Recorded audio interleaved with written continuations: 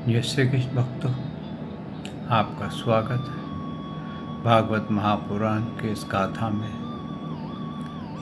भगवान के प्राकट्य का आज अध्याय है, दशम स्कंद, और हम दूसरा अध्याय आज श्रवण कर रहे हैं।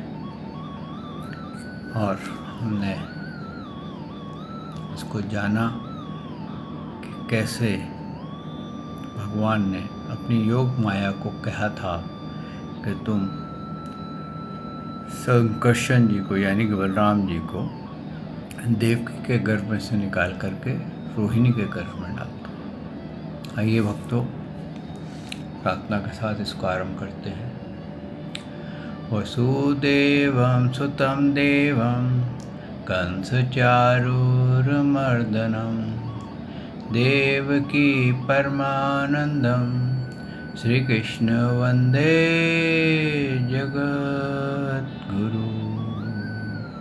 श्री कृष्ण शरणं गोपाल शरणं, श्री कृष्ण शरणं गोपाल शरणं, मेरे बाके बिहारी नंदलाल शरणं, मेरे बाके बिहारी नंदलाल शरणं, श्री कृष्ण शरणं गोपाल शरणं, श्री कृष्ण शरणं गोपाल शरणं, मेरे बाके बिहारी नंदलाल शरणं, मेरे बाके बिहारी नंदलाल शरणं, श्री कृष्ण शरणं गोपाल शरणं, श्री कृष्ण शरणं गोपाल शरणं, मेरे बाके बिहारी नंदलाल शरणं, मेरे बाके बिहारी नंदलाल शरणं। बोल भगवान श्री कृष्ण महाराज की जय, श्री नंद के लाला की जय, श्री देवकी नंदन श्री कृष्ण की जय, श्री द्वारकाधीश भगवान श्री कृष्ण की जय। बोल देवाधिदेव पूर्ण ब्रह्म भगवान श्री कृष्ण की सदा ही जय। जय श्री कृष्ण भक्तों, आपका स्वागत है। भक्तों, हमने कल श्रवण किया था कि भगवान ने अपनी योग माया को आज्ञा दी थी कि वो बलराम जी को देवकी के गर्भ से निकाल के रोहिणी के गर्भ में डाल दें। क्यों? कि कंस उसकी हत्या करने की कोशिश करेगा और कंस उसकी हत्या नहीं कर पाएगा, क्योंकि वो शेष है, अनंत है, और उनकी हत्या करने का किसी देवी देवताओं में भी समर्थ नहीं है। और भगवान के कहते हैं ना, बहुत ही प्रिय पार्षदों में से, दासों में से एक है, और उनकी इच्छा थी कि मैं भगवान का बड़ा भाई बनकर इस धरती पर जाऊं, और मैं बड़े भाई के नाते, जैसे हम पिता छोटे बच्चे की रक्षा करता है, मैं उस प्रकार से इनकी हर प्रकार से रक्षा करूं। वो यही बात है कि जिसकी रक्षा,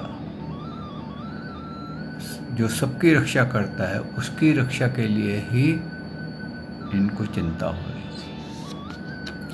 तो ये प्रेम और भक्ति की बात है भक्तों, ये कोई बात विवाद की बात नहीं है कि जो हमारी रक्षा करता है, हम उसकी रक्षा के चिंतन करने लग जाते हैं। ये भक्ति और प्रेम है भक्तों। योग माया ने बिल्कुल वैसा ही किया, और भगवान ने योग माया को वरदान दिया कि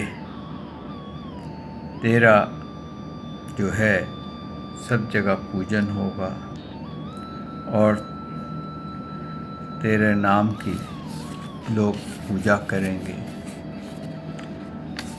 और तू अलग अलग नामों से जानी जाएगी। और कहीं पर तू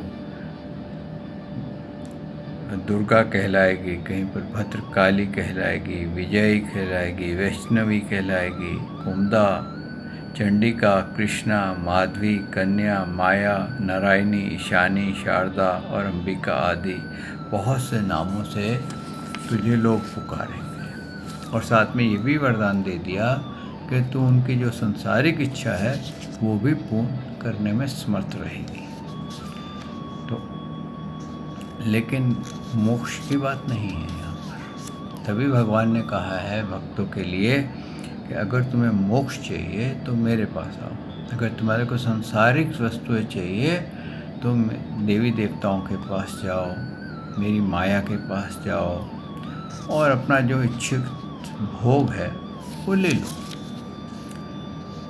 और यहाँ तक भी भगवान ने एक जगह पर कह दिया कि जो मेरी पूजा करता है मैं तो उसका सब कुछ ले लेता हूँ, और जब वो किंचन रह जाता है और केवल वो मुझ पे ही निर्भर करता है तो मैं उसको अपने धाम पहुँचा देता हूँ। तो भक्तों, बात यह है कि हम मानव देह में हैं। मानव देह ऐसी है कि वो अपना निर्णय स्वयं कर सकता है, स्वतंत्र है, इसमें किसी के हम अधीन नहीं हैं। हम जिसकी चाहे पूजा कर सकते हैं, जिसकी चाहे भक्ति कर सकते हैं, और जो चाहे हम जैसा चाहे वैसे कर सकते हैं। हमारे ऊपर कोई नियम नहीं है। बाकी सभी देवी देवता और जितने भी पशु पक्षी हैं ये कर्म के अधीन चल रहे हैं। आप देखिए, आप ब्रह्मा जी को देख लीजिए। ब्रह्मा जी क्या विष्णु जी का कार्य कर सकते हैं या शिव जी का कार्य कर सकते हैं? ऐसे शिव जी क्या ब्रह्मा का कार्य कर सकते हैं या विष्णु जी का कार्य कर सकते हैं? क्या विष्णु जी ब्रह्मा जी का कार्य कर सकते हैं या शिव जी का कार्य कर सकते हैं? या इंद्र को ले लीजिए, इंद्र क्या शिव जी का कार्य कर सकता है? हर कोई अपने अपने क्रम में बंधा है और अपनी अपनी आयु जैसे ब्रह्मा जी की आयु समाप्त होती है सबकी विश्राम हो जाता है, फिर दोबारा से नई सृष्टि का आरंभ होता है। और जो भगवान सृष्टि से पहले थे, आज भी हैं और उसके बाद भी रहेंगे, वो पल भर के लिए आंख बंद करते हैं। तो भक्तों, कहने के तात्पर्य ये है कि भगवान ने ये स्पष्ट कर दिया है कि मानव की जो इच्छा हो, भोगों में इच्छा है तो भोग भोगता रहे, अगर उसको भोगों में प्रसन्नता मिलती है, लेकिन भोगों को भोगते हुए शिकायत नहीं करे कि हे भगवान मैंने क्या किया कि मेरे को ये दुख आया है। जब दुख आता है तो भगवान को नाम पे दोष लगाता है कि मैंने क्या किया, ये जो किया तुमने किया। और जब सुख आता है वो तो मेरा है ही है। तो सुखद भगवान को धन्यवाद देने के बजाय वो उसको अपना लगता है, और दुख आता है तो उसको लगता है भगवान ने दिया। तो इस तरह से योग माया ने उनको निकाल करके रोहिणी मैया के गर्भ में डाल दिया। और उसके बाद जब 8वां गर्भ हुआ देवकी मैया का ठहरा, तो एक्चुअली वो भगवान की शक्ति थी। भगवान कभी गर्भ में प्रवेश नहीं करते हैं, इस चीज़ को आप समझ लीजिए।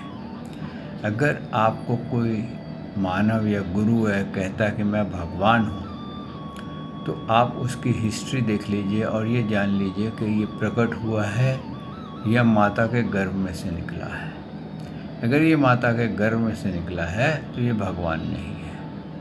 हाँ, वो भगवान जैसी शक्तियाँ रख सकता है, कुछ ऐसी कलाएं रख सकता है, जैसे कि कल मैं आपसे बता रहा था कि 16 कलाएं होती हैं, मानव के पास 5 होती हैं, 6ठी इंट्यूशन होती है, फिर 7वीं सुपर इंट्यूशन होती है। ऐसे ऐसे जैसे जैसे उसकी कलाएं बढ़ती हैं। अब राम जी थे, उनके पास 12 कलाएँ थी, वो भी 16 में नहीं थे।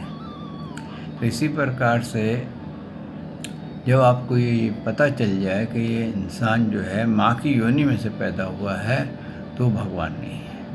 वो शरीर धारण कर रखा उसने, जैसे मैंने और आपने, सिर्फ कुछ साधनाएं करके, कुछ तपस्या करके, कुछ शक्तियाँ उसके अंदर उसने पाली है, जिसके लिए उसको जिगलरी करनी पड़ती है। जब भगवान इस मृत्यु लोक से गए थे तो उन्होंने शरीर नहीं त्यागा था, जबकि बहुत सारे टीकाकारों ने ये लिखा है कि भगवान ने शरीर त्यागा, लेकिन भगवान ने शरीर, जब उनका शरीर ही नहीं था, वो प्रकट हुए थे, तो फिर वो शरीर कहाँ से त्यागेंगे? कुछ सवाल तो यहाँ आ जाता है, क्योंकि भगवान ने गीता में कहा है, मैं तो अपनी शक्तियों को अधीन करके, माया को अधीन करके प्रकट होता हूँ। जो इंसान की प्रोजेक्शन होगी तो उसकी बॉडी कहाँ से आएगी?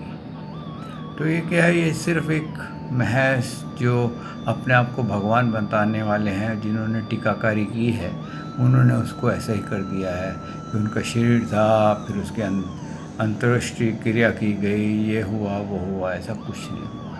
भगवान जैसे ही आए थे वैसे ही गए। और दूसरी बात, भगवान के ऊपर कभी आयु का इफेक्ट नहीं होता। आप देखिए, भगवान ने जिस वक़्त ये महाभारत हुई है, उसके कुछ समय बाद भगवान चले गए, अपने धाम चले गए थे। तो 125 वर्ष भगवान इस धरती पर रहे थे, धरती के 125 वर्ष। तो आपने कितने ही फोटोग्राफर्स हैं, जितने भी भगवान की फ़ोटो बनाई हैं, जिसने भी बनाई है, कभी किसी ने ऐसी बनाई है कि उनके बाल सफ़ेद हो गए हों, या उनके मुंह पे झुर्रियाँ पड़ गई हों, या उनको नज़र ना आता हो? कहते हैं जिस वक़्त महाभारत हुई थी तो भगवान ऑलमोस्ट 100 ईयर्स के थे, और अर्जुन जो था वो ऑलमोस्ट 75 to 80 ईयर्स का था जब वॉर हुई है। तो उस टाइम पर भगवान जो रथ हाँक रहे थे, तो ऐसे हाँक रहे थे जैसे कोई किशोर हाँकता है। तो क्या है, भगवान ना तो कभी बूढ़े होते, ना उनके बाल पकते हैं, वो सदा किशोर अवस्था में रहते हैं। आगे आप इस श्रवण करते हुए यशोदा मैया से भगवान मिले, तो उनके प्रद्युम्न के भी आगे बेटा हो गया था, अनिरुद्ध। तो वहाँ पर वसुदेव जी भी थे, भगवान श्री कृष्ण भी थे, प्रद्युम्न भी थे, और अनिरुद्ध भी था। और उनका पुत्र बड़ा लग रहा था, प्रद्युम्न जी उम्र में बड़े लग रहे थे और वो युवा लग रहे थे। तो भक्तों, ये भगवान की निशानियाँ हैं। अगर आपको कोई कहता है कि मैं भगवान हूँ या ये भगवान है, तो उसकी इतनी हिस्ट्री ज़रूर जान लीजिए कि ये कैसे आया, इसकी माता पिता कौन है, ये प्रकट हुआ था, ये योनि में से निकला था। अब कई तो ये भी कहते हैं जिसका पता नहीं है, पता नहीं प्रकट हुआ था, लेकिन ऐसा नहीं है। मानव देह धारण करने वाला कभी प्रकट नहीं हो सकता। आप इस चीज़ का पूर्ण यकीन करिए। आइए भक्तों, इस भागवत को आरंभ करते हैं। सच्चिदानंद रूपाय विश्वोत्पत्ते आदि हेतवे तापत्रय विनाशाय श्री कृष्णाय वयं नमो नमः। श्री कृष्णाय वयं नमो नमः। श्री कृष्णाय वयं नमो नमः। श्री कृष्णाय वयं नमो नमः। बोल भगवान श्री कृष्ण महाराज की जय।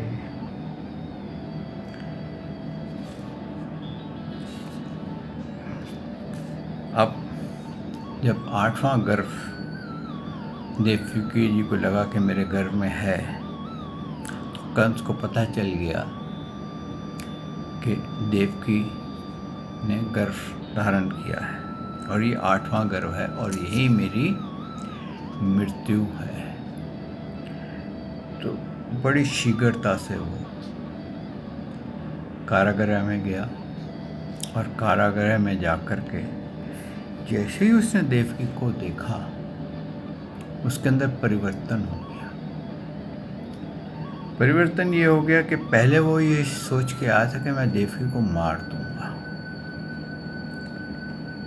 लेकिन जैसे ही देवकी को देखा तो उसके मन में आया कि मैं तो एक वीर पुरुष हूँ और एक ये स्त्री, इसकी हत्या करने के बाद मेरा कितना अपयश होगा, कितने लोग मेरे नाम पे थू करेंगे कि एक तो स्त्री को मारा और दूसरा गर्भवती को मारा और गर्भ के साथ मार दिया,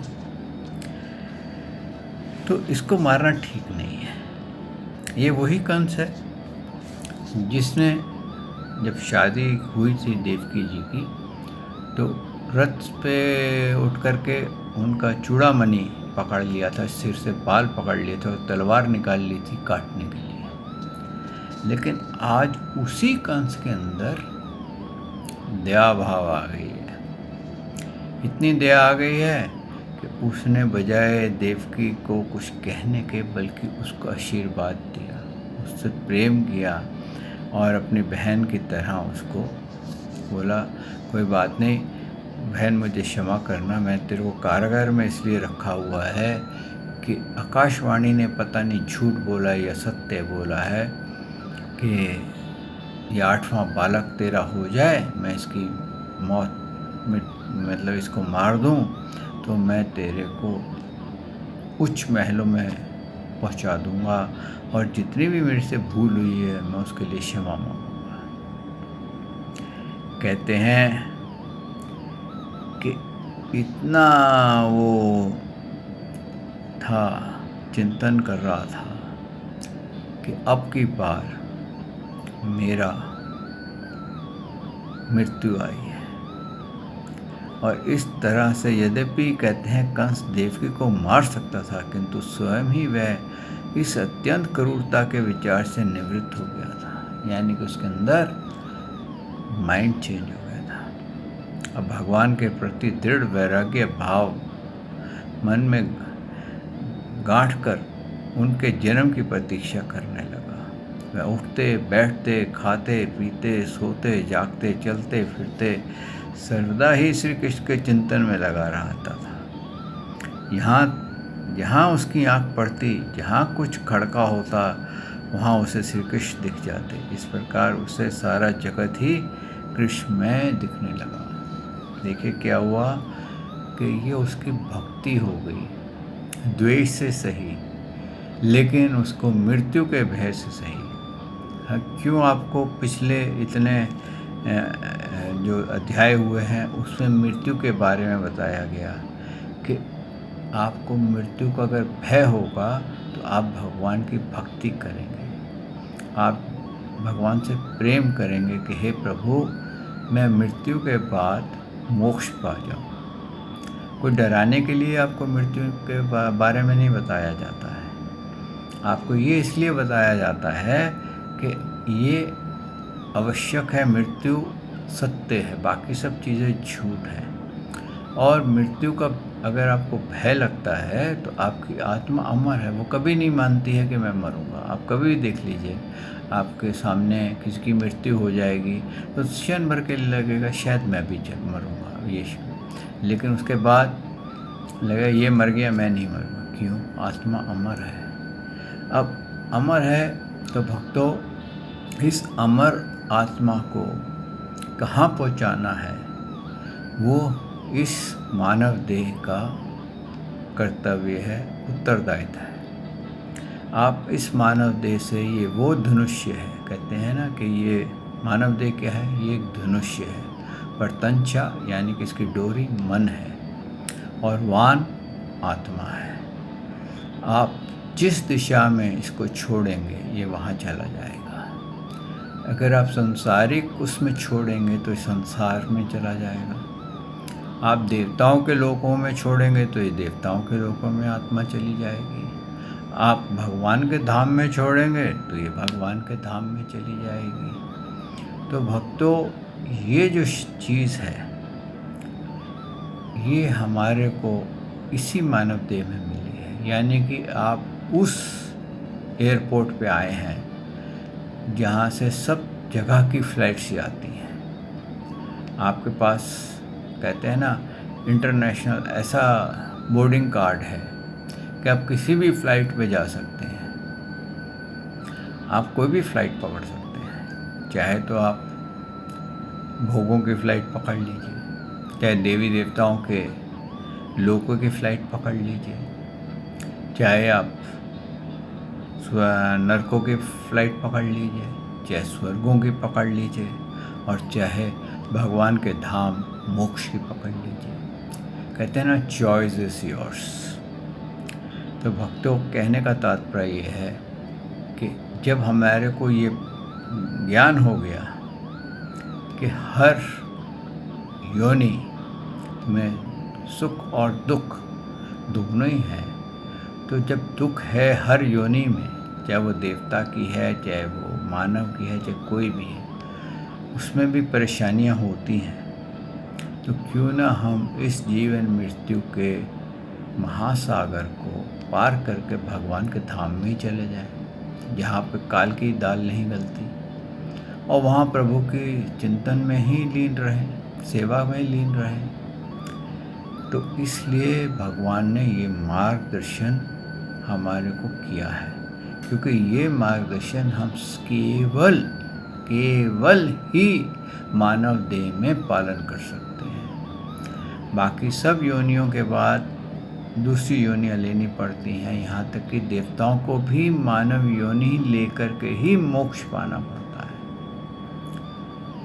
और आप समझ लीजिए आप कितने भाग्यशाली हैं, आप देवताओं से ज़्यादा भाग्यशाली हैं कि आपको मोक्ष का द्वार का देह मिली है। अगर आप चूक जाएंगे तो भक्तों कहते हैं अगर एक दिन भी 84 में पड़ेंगे तो 23,000 वर्ष बाद आपको ये मानव देह मिलेगी।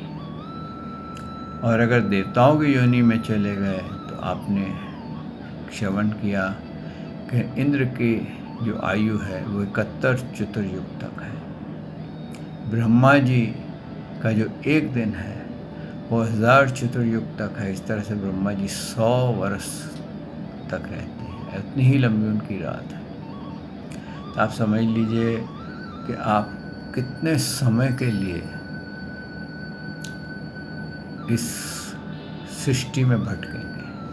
अब आपको खुद ही उसमें निर्णय करना होगा। आगे कहते हैं, सुखदेव जी कहते हैं, परीक्षित, शंकर जी, ब्रह्मा जी, विष्णु जी और दूसरे जितने भी देवी देवता थे वो सब के सब नारद मुनि के साथ कारागार में पहुँचे और उन्होंने वहाँ पर उनके गर्व की स्तुति की, जबकि भगवान नहीं है उसमें। भगवान की एक लाइट है, उसमें से गर्भ में से एक लाइट निकल रही थी, प्रोजेक्ट कर रही थी कि जैसे कोई पूरा कारागृह का अंधेरा दूर कर रही थी। अब उन्होंने क्या कहा, प्रभु आप सत्य संकल्प हैं, सत्य ही आपकी प्रतिष्ठा है, श्रेष्ठ साधन है। सृष्टि के पूर्व, प्रलय के पश्चात और संसार की स्थिति समय इस असत्य अवस्था में भी आप सत्य हैं। पृथ्वी, जल, तेज, वायु और आकाश, इन 5 दृश्यमान सत्यों के आप ही कारण हैं। देखिए सब कुछ वो क्या कह रहे हैं, ये स्तुति बहुत ध्यान से आप इसका मुखिए। और उनमें अंतर्यामी रूप से आप विराजमान भी हैं। आप ही इस दृश्य में जगत के परमात्म स्वरूप हैं। आप ही मधुर वाणी हैं और समदर्शन के प्रवर्तक हैं। भगवान आप तो बस सत्य स्वरूप ही हैं, हम सब आपकी शरण में हैं। ये संसार क्या है? एक सनातन वृक्ष है। देखिए यहाँ पर उन्होंने ज्ञान दिया, देवताओं ने बताया। इस वृक्ष का आशय एक प्रकृति है। इसके 2 फल हैं, सुख और दुख। 3 जड़ें हैं, सत्व, रज और तम। 4 रस हैं, धर्म, अर्थ, काम और मोक्ष। इसके जानने के 5 प्रकार हैं, श्रोत्र, त्वचा, नेत्र, रसना और नासिका। इसके 6 स्वभाव हैं, पैदा होना, रहना, बढ़ना, बदलना, घटना और नष्ट हो जाना। इस वृक्ष की छाल है 7 धातुएं हैं: रस, रुद्र, मांस, मेद, अस्थि, मज्जा और शुक्र।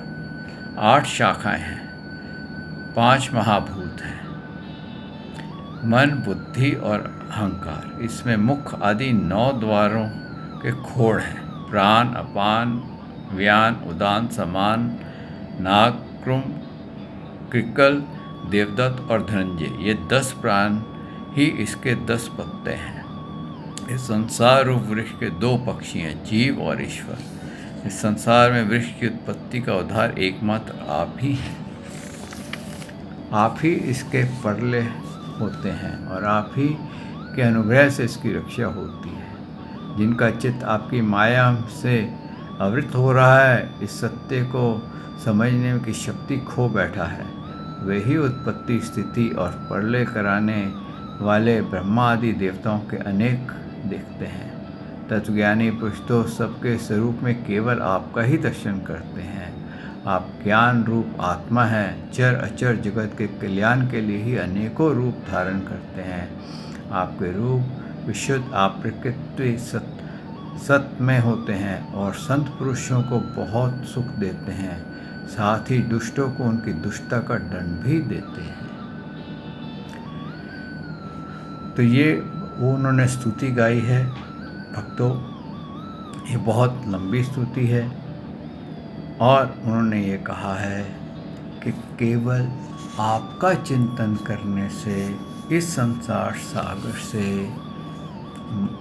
जीव जो है वो पार हो जाता है।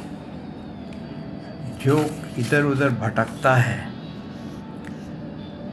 उसको कुछ नहीं हाथ लगता, क्योंकि आपकी माया से भटकने के कारण तो उसको सुख और दुख की प्राप्ति होती है, और ऐसा कोई नहीं है जो कि उसके सुख और दुख से निकल सके। उन्होंने ये बताया, ये संसार जिसमें हम खोए हुए ये क्या है? ये एक वृक्ष है। ये वृक्ष के अंदर सारे भेद खोले हैं। इसके 2 फल हैं। इस वृक्ष में 2 फल लगते हैं, एक सुख का, एक दुख का, और 3 जड़ें हैं। यानी कि कभी हम 3 जड़ें हैं, 3 प्रकार के इसमें इस वृक्ष के तने को रस मिलता है: सात्विक, राजसिक और तामसिक। आप देखिए, हम इसी 3 विचारों में ही रहते हैं। कभी हमारे अंदर महानता आ जाती है, चलो हम गरीबों का चिंतन करें, उनका वो करें, लेकिन उसके अंदर भी राजस होता है कि मैं गरीबों के नाम से दान करूंगा या गरीबों को खिलाऊंगा तो मेरा नाम बड़ा होगा, मेरी जो संस्था है वो बड़ी हो जाएगी। कभी तामस भी होता है कि मैं गरीबों का ये करूंगा तो गवर्नमेंट मेरे को इतना पैसा देगी, उसमें से मैं इतने की अय्याशी करूंगा। ऐसा तामस विचार भी आता है, कभी कुछ आता है। तो इस सारी चीज़ों को हमारी जो ज्ञान इंद्रियां हैं, इनके थ्रू हम भोग भोगते हैं, और इन ज्ञान इंद्रियों के थ्रू जब हम भोग भोगते हैं तो क्या होता है कि हम संसार में निकलने के बजाय और फंस जाते हैं। और बोले कि ये शरीर का क्या है? अब आप स्वयं ही देख लीजिए। जब बच्चा पैदा होता है तो कैसा होता है? अपनी करवट भी नहीं ले सकता, एक जगह पड़ा रहता है। कभी कभी उसमें कहते हैं ना, चद्दर में खटमल होता है, उसको काटते हुए खटमल भी नहीं भगा सकता, चिल्लाता है, कितना दुख पाता है। और फिर वो थोड़ा बड़ा होता है, तोतली बोली बोलता है, फिर चलने लगता है, फिर कुछ ज्ञान सीखता है, फिर और बड़ा हो जाता है, स्कूल कॉलेज चला जाता है। कॉलेज में जाकर के उसको ये होता है कि मैं कुछ धन कमाऊँ, कुछ स्त्री प्रेम में पढ़ूं, और कुछ मेरे ऐसी सेवा करने वाली स्त्री मिल जाए जो मेरी सेवा करे। और फिर उसकी लॉटरी है कि कैसी स्त्री इसको मिलेगी। फिर सोचता है मैं बच्चे पाल लूँ, जब बड़ा हो जाऊंगा तो ये मेरी सेवा करेंगे। तो यही उसके माँ बाप ने सोचा होता है, यही वो सोचता है। बड़ा हो जाता है, बच्चे कभी इधर उधर चले जाते हैं, माँ बाप अकेले रह जाते हैं। ऐसे वो भी कई बार अकेला रह जाता है। और उसमें ये जो सोचता है कि जिस मानव देह को जो इतना सुरक्षित समझता है, वो मानव देह तो बोलते हैं कि कुछ नहीं है, ये मांस, मेद, अस्थि और मज्जा और उसका खून का भांड है, और इसको आप कितना ही सुरक्षित रखने की कोशिश करें, ये अपने समय पर नष्ट हो जाता है। तो इसीलिए उन्होंने कहा कि भगवान ये जीव को ये जानना चाहिए कि ये टेम्परेरी शरीर में उसको क्या करना है। आया उसको मोक्ष की तरफ जाना है कि उसको संसार की तरफ जाना है। कहते हैं डिसीजन आपका है, भगवान ने हमें इंडिपेंडेंट बनाया है, जो आप डिसीजन सही समझें वो लीजिए। अगर मोक्ष पाना है तो केवल श्री कृष्ण की भक्ति में चले जाइए, संसार पाना है तो सभी देवी देवताओं की भक्ति में चले जाइए और भोग भोगिए। भक्तों, ये हमारा इंडिपेंडेंट डे है, इंडिपेंडेंट डिसीजन है। आइए भक्तों, यहाँ वाणी को विश्राम देते हैं। कल प्रभु ने चाहा तो मैं आपकी सेवा में हाजिर होऊंगा और इसके आगे का ध्यान करेंगे।